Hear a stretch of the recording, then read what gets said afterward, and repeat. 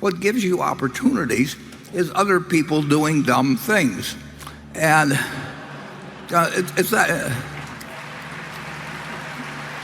And I would say that, well, the 58 years we've been running Berkshire, I would say there's been a great increase in the number of people doing dumb things, and they do big dumb things. And the reason they do it to some extent is because they can get money from other people so much easier than when we started. So you could start 10 or 15 dumb insurance companies in the last 10 years, and you could become rich if you were adroit at it, whether the business succeeded or not, and the underwriters got paid, and the lawyers got paid. And that creates, if that's done on a large scale, which it couldn't be done 58 years ago, you couldn't get the money to do some of the dumb things that we wanted to do, fortunately. So I think that investing has disappeared so much from this huge capitalistic market that anybody can play in, but that the big money is in selling other people ideas. It isn't outperforming. And I think if you don't run too much money, which we do, but if you're running small amounts of money, I think the opportunities will be greater. But then Charlie and I have always differed on this subject. He likes to tell me how gloomy the world is, and I like to tell him we'll find something, and so far we've both been kind of right. Charlie, wouldn't you? Will you budge an inch on that or not?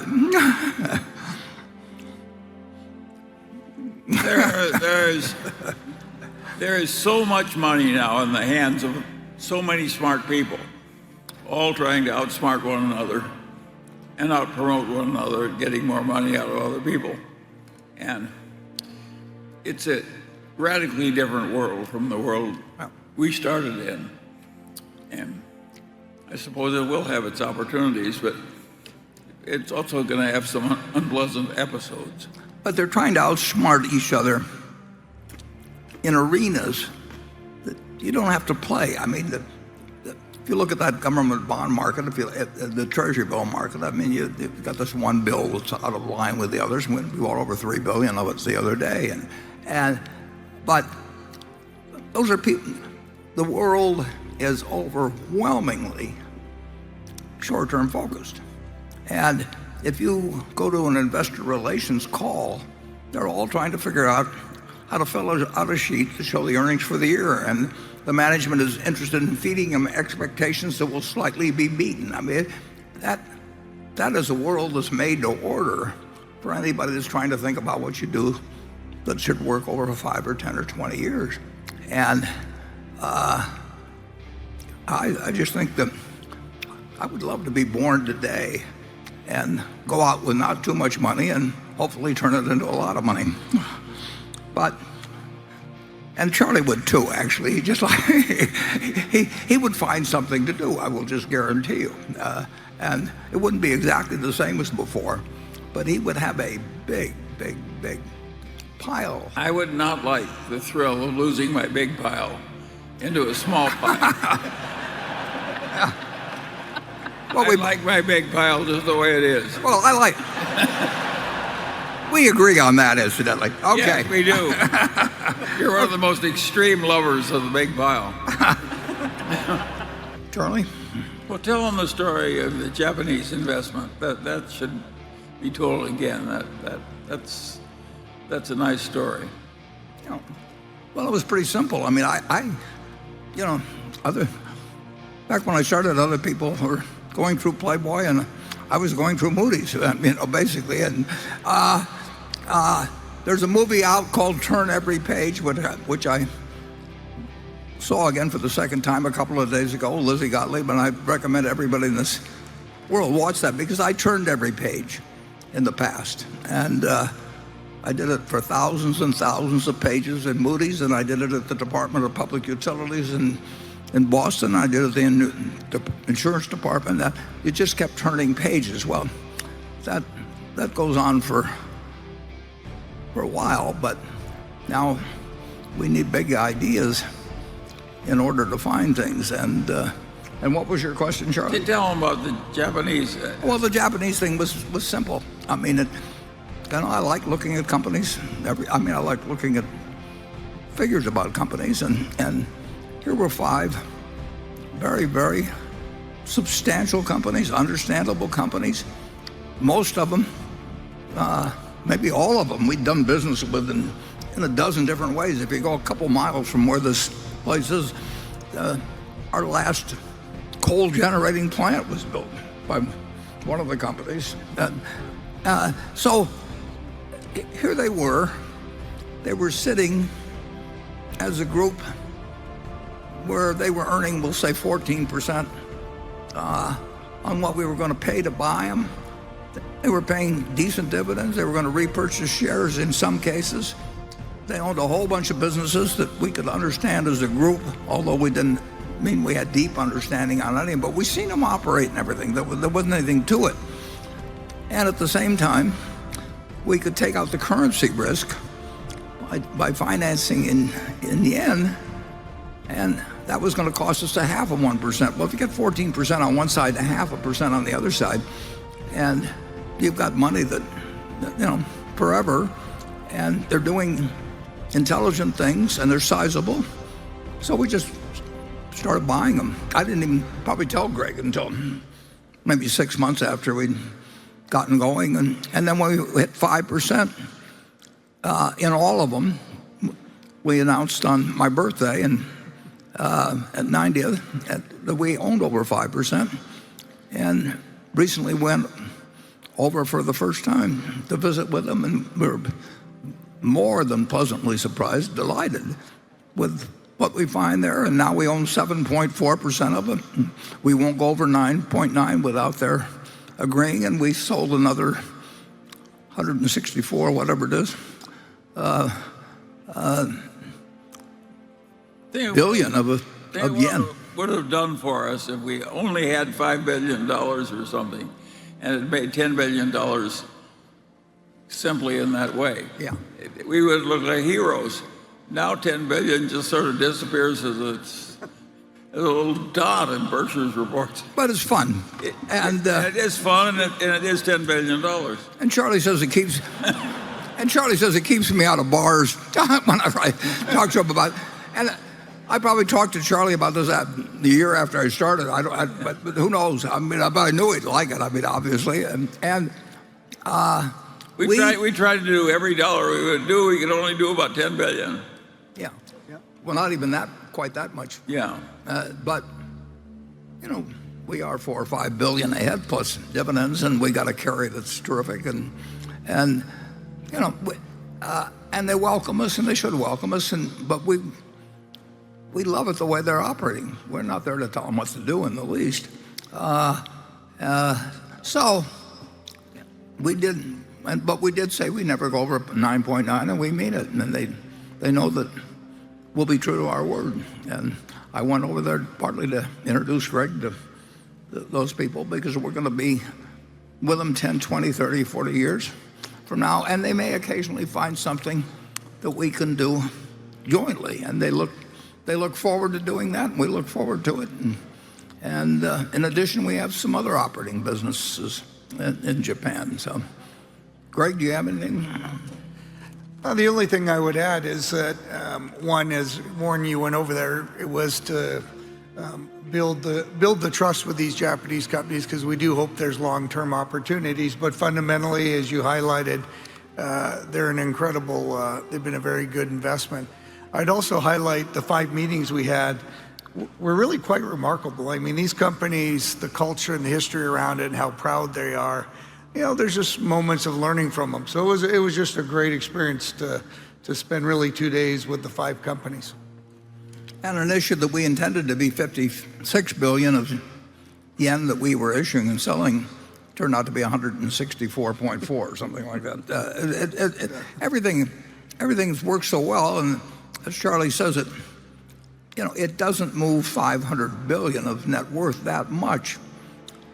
But this one it will keep adding over the years to Berkshire's value with this very widespread, probably $400 or $500 million a year, and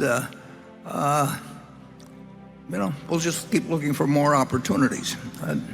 And Japan, Berkshire is the largest borrower corporate borrower outside of Japan that exists. And Yep. we didn't set out to be that, but it's turned out that way, and we're not done. I mean, in terms of what may come along there, and we have some direct operations there, as I mentioned, and we've got some really wonderful partners working for us, and I don't have to do anything. I worry that a corporate raider like Carl Icahn or a group will buy up enough of these shares to take control of Berkshire and completely disregard Warren's philosophy of holding a lot of cash in U.S. Treasury bills and instead be greedy, reckless, and highly speculative and ruin Berkshire's position as a rock-solid financial fortress. I think it's fair to say we think about it plenty, but I don't worry enormously. If we, it is true that Greg and the directors will have a honeymoon period for a long time simply because of the votes that will still remain. I mean, but it's true that eventually they will get judged based on how well our operation fares versus others. Now, if we don't pay any dividends in 12 or 15 years, you're talking $1.5 trillion that it would take to take over, and I think if we can't, that limits the group. They like to think about how much they can borrow against it. It doesn't work when you, and some of these, there's nobody that can come close to doing it themselves. And I think that the important thing is that Berkshire be regarded as a national asset rather than a national liability. We've got to be a plus to the country with our form of operation, and we certainly have got a record which will then be 12 or 15 years longer, done with much more capital, more companies, more things will have happened where our hundreds of billions can work its way into the economy in terms of lots of jobs, lots of products, lots of behavior, and it can be compared with other things. So I think we win out if we deserve to win out, and I think the odds of that happening are very, very, very high. Charlie? Well, I don't spend much time worrying about something that's going to happen 50 years ago and after I'm dead. I think if you sort of take care of each day's responsibilities pretty well and think ahead as well as you can, and you just take the results as they fall.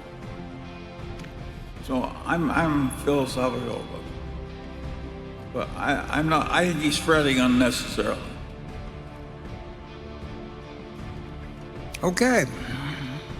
Neither one of us are worried, basically. But we plan. We do plan, and I've got a model in my mind of what Berkshire has been. That model it's been modified plenty of times over 58 years. The one thing I knew initially or very quickly, was it shouldn't be a textile company. That was an important decision, and we've just played the hand as it come along, and we made a few really good decisions, and we'll never make a decision that kills us. The only things that are a threat to the planet, we don't have any answer for those. But we keep ourselves in better shape than anybody else.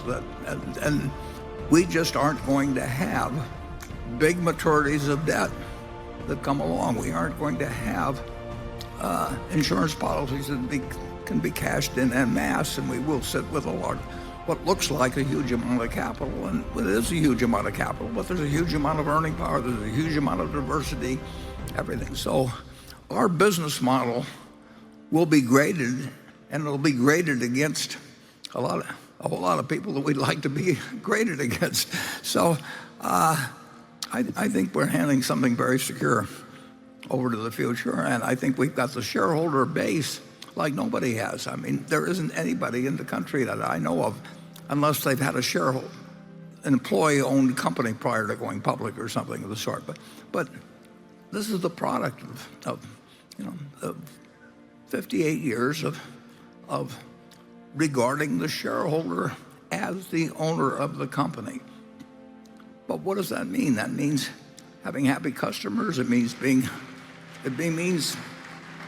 welcomed by your community rather than having them turn you away. It means that the government feels better with you if there's a financial crisis, because you can provide something that actually the country can't under some circumstances, and you'll be there. And at the same time, it'll be good for the business. And we will have crises of one sort or another, but if they aren't challenging the planet, which worries you in terms of some of the threats that we have, we'll be a plus to the United States, and if we're a plus to the United States, we'll survive.